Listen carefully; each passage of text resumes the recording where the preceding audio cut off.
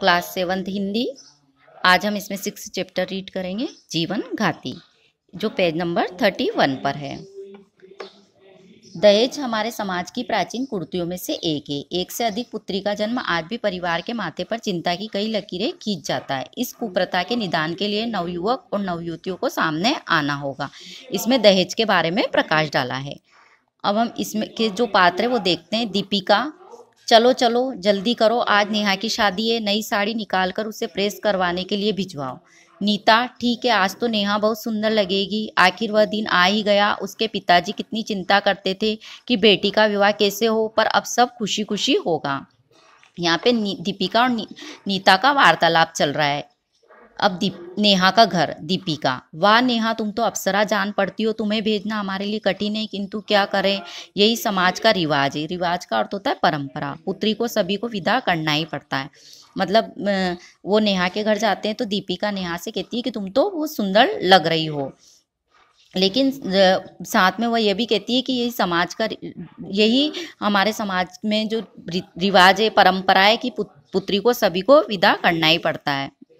नेहा कहती है, सचमुच माता पिता ने मेरे लिए कितने त्याग किए। त्याग का अर्थ होता है बलिदान। परीक्षाओं के दिनों में माँ रात रात भर जागकर मुझे बादाम वाला दूध अथवा चाय आदि पिलाती रहती थी। पिताजी अपने पूरे जीवन की जमा पूंजी मेरे विवाह पर खर्च कर रहे हैं।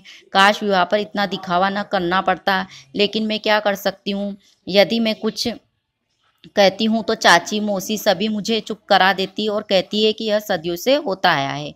इसमें यहाँ पे दीपिका और नेहा का वार्तालाप चल रहा है कि नेहा बता रही है कि मेरे माता पिता ने कितने त्याग किए। परीक्षा के दिनों में माँ रात रात भर जगकर उसके लिए चाय बनाती थी और पिताजी ने अपने जो पूरे जीवन में जो कमाया वो सब धन नेहा के विवाह पर खर्च कर रहे हैं। और मतलब नेहा का मानना है कि मैं तो इतना खर्च करना नहीं चाहती थी, लेकिन चाची मौसी सभी मुझे यह कहकर चुप कराती है कि सदियों से यही होता आया है। दीपिका, तुम सच कहती हो, मुझे भी आश्चर्य होता है कि पुत्री को जब पुत्र के समान ही पढ़ाया लिखाया जाता है तो फिर उससे इतना दहेज क्यों देना क्यों आवश्यक है। खैर छोड़ो, आज खुशी का दिन है, हम सब नाचेंगे गाएंगे। सीमा, जरा ढोलक तो लाओ। मतलब दीपिका कहती है कि आज खुशी का दिन है, हम सब नाचेंगे गाएंगे, और वो सीमा से ढोलक लाने को कहती है। तो घबराई सी माँ का प्रवेश। नेहा की माँ, बंद करो ये उधम तमाशा, लड़के वालों के रिश्तेदार आए हैं, और रोने लगती है। नेहा की माँ घबराकर प्रवेश करती है और उनसे कहती है उसकी सहेलियों से कि यह उधम तमाशा बंद करो, लड़के वालों के रिश्तेदार आए, और नेहा की माँ रोने लगती है। तो दीपिका कहती है, क्या हुआ चाची जी, आप क्यों रो रही हो। नेहा की माँ, उनका कहना है कि दहेज का सामान न देकर आप 4 लाख रुपए नगद दे दीजिए। नगद दे दीजिए, लड़के को बिजनेस में कुछ घाटा हो गया है, उसके लिए रुपयों की आवश्यकता है। अब क्या बताएं, दहेज का सामान तो न जाने हमने कितनी कठिनाई से जुटाया है। नगद धन के नाम पर हमारे पास कुछ भी नहीं है। मतलब नेहा की माँ दीपिका को बताती है कि जो लड़के वालों के रिश्तेदार आए और वो कह रहे हैं कि हमें 4 लाख रुपए नगद दे दीजिए क्योंकि हमें बिजनेस में घाटा हुआ है। दीपिका, यह तो सरासर अन्याय है, ऐसे समय पर इतनी अनुचित मांग, हमारी भावनाओं से इतना बड़ा खिलवाड़। नेहा, माँ जाओ, उन्हें स्पष्ट कह दो कि मैं यह विवाह नहीं करूंगी। नेहा की माँ बोलती है, नहीं बेटी, नादानी न कर, यह मजाक नहीं, विवाह की सब तैयारियां हो चुकी है। तो नेहा कहती है, विवाह नहीं व्यापार है, हमारा अपमान है। आपने मेरी अच्छी शिक्षा दीक्षा करवाई है, चाहूँ तो नौकरी पा सकती हूँ, आप चिंता न करें, और नहीं मेरे जीवन ऐसे हृदयहीन लालची लोगों की भेंट चढ़ने दें। मतलब नेहा की माँ नेहा को समझाती है कि विवाह की तो सब तैयारियां हो गई, विवाह करना पड़ेगा, लेकिन नेहा ने स्पष्ट मना कर दिया कि यह विवाह नहीं व्यापार है, और मैं तो पढ़ी लिखी हूँ, मैं नौकरी पा सकती हूँ। चाची, बस कर बेटी, बिरादरी में नाक मत कटवा।